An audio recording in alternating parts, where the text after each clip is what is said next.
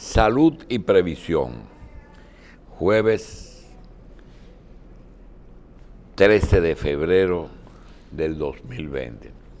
Señores, los miércoles el doctor William Hanna nos trata temas esencialmente médicos, sin tener que ver con todo aquello que implica la seguridad social. Desgraciadamente, o afortunadamente en muchos casos, ambas cosas están íntimamente ligadas, porque la seguridad social es la forma de ofrecer protección al ciudadano en cuanto a aquellas cosas que son salud y pensiones. Eso es lo que tiene que ver la seguridad social. Sin embargo, los hechos específicos de enfermedades como nos acaba de tratar la doctora Ana Robles, eso es otra cosa. Y hay una serie de contradicciones que hoy aparece, por ejemplo, esta semana apareció en el periódico El Caribe, la doctora Fernández, que es hermana de Aura Celeste Fernández, contándonos acerca de la importancia de el buen trato que el médico debe darle al paciente. Y ella habla de bioética, y justamente en días pasados tuvimos un obispo que es especialista en bioética. El obispo de San Pedro de Macorís, además de ser sacerdote católico y obispo de la diócesis, es un especialista en bioética, la ética de la vida, que aparentemente no debe estar ligada a la economía, pero todo ya está ligado a la economía, porque todo tiene un costo.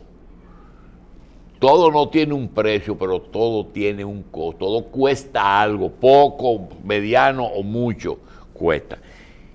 Entonces, ese tema de tildar a un sistema de estafa, yo creo que por más cerca que esté el nombre de eso, yo creo que eso hay que manejarlo con mucho cuidado, porque es que los intereses entre el sector salud son muchos y no están dispuestos a negociarlo. El médico insiste en que lo que se pague es la gestión. El médico insiste que él tiene el mismo costo de vida que tiene el resto de los ciudadanos. Y el médico insiste en que él tiene que cobrar por el trabajo que hace. Y eso hace que algunos elementos tradicionales de el no cobro, por ejemplo, de una consulta a un familiar médico, ya esa etapa pasó. Hay la tendencia a que haya una cobertura de servicios médicos a nivel universal, no en el mundo, no, de que todo el mundo esté bajo la sombrilla del seguro médico. Hay también la tradición de que el Estado es el responsable de la salud, y eso no es nuevo. Los hospitales y el Ministerio de Salud ofrecía, y cada día ofrece menos, ese servicio sin costo alguno. Naturalmente ahora se han quedado con lo que se llaman pobres de solemnidad. Es aproximadamente 1 millón de dominicanos que no tienen ninguna posibilidad de tener cobertura. Nosotros los jueves tratamos asuntos de seguridad social, y Horacio Montenegro hoy nos va a desarrollar algunos de esos temas que son muy útiles conocerlos para ver si algún día el sector salud se pone un poquito más de acuerdo. Horacio, bienvenido. Gracias. Buenos días.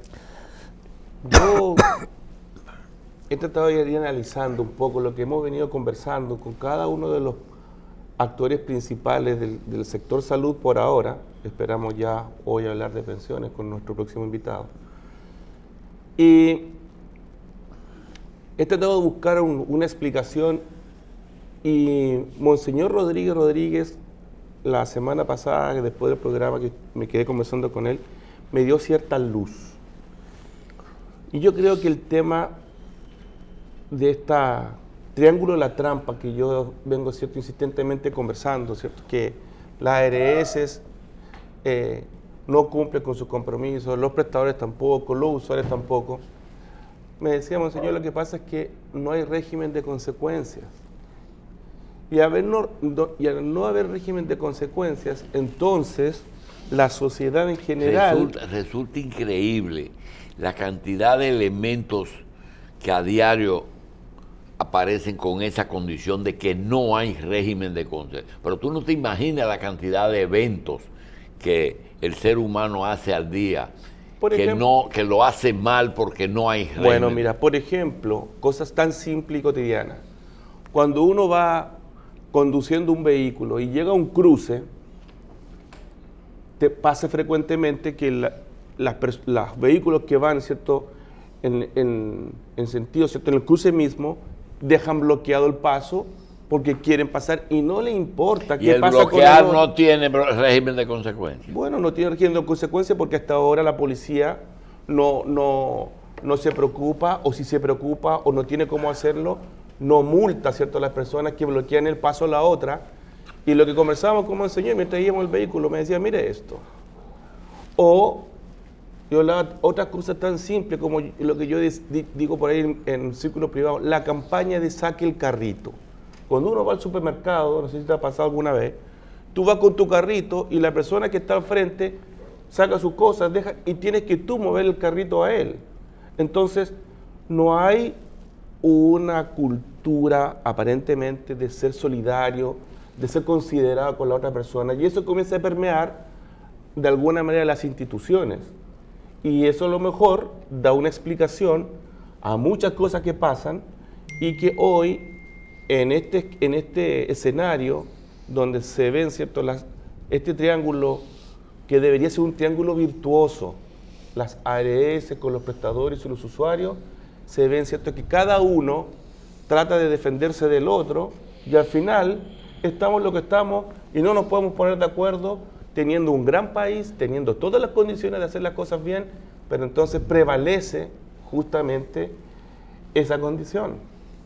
Yo no sé si tú coincides no solamente en eso, sino en muchas otras cosas, te repito, que carecemos del régimen de consecuencias o de la aplicación de la ley, que es peor, que existe la ley y debe de existir la consecuencia. Sin embargo, eso se pasa por debajo de la mesa y todo se queda así.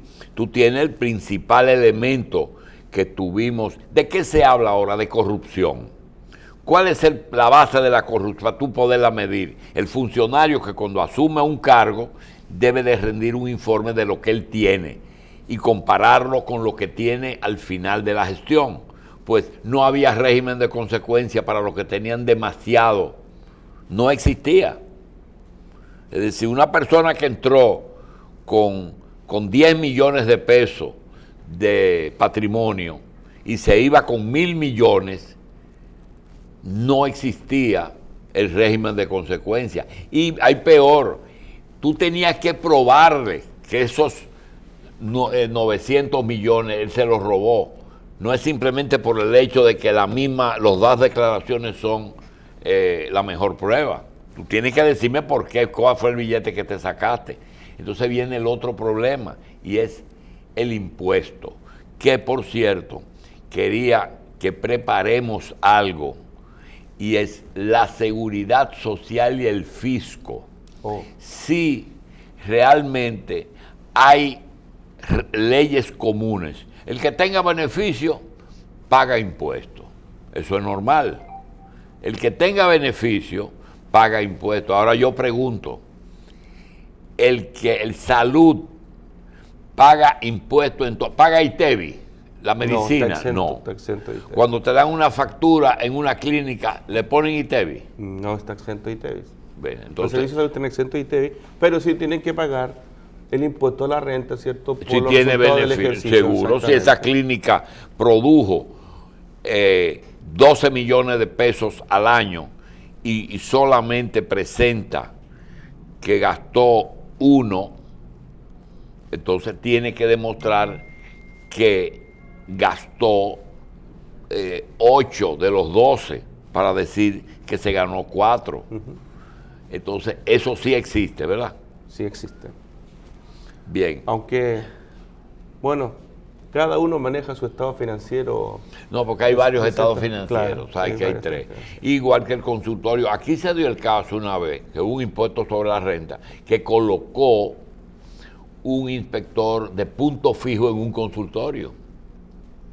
Le puso a ver cuántos pacientes llegaban, cuánto le cobraban y cómo los registraban. El tema allí del control, por ejemplo, en el caso de los prestadores, se da con el tema del copago. Tú, por ejemplo,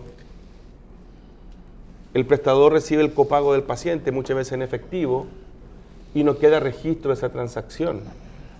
Entonces, eso no, generalmente lo más probable es que no cae dentro de la contabilidad del prestador, ¿cierto? Y ahí tiene un ingreso donde no tiene tributo, y ahí el Estado tiene que ver cómo manejar eso para hacer más eficiente el tema de la recaudación.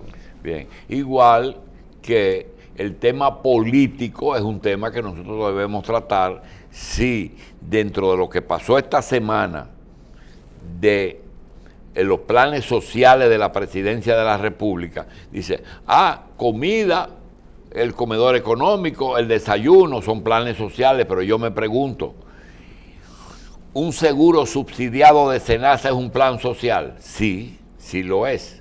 Pues un derecho fundamental de las personas y no solamente en el país. Sino que Pero comer también es un derecho fundamental de las personas.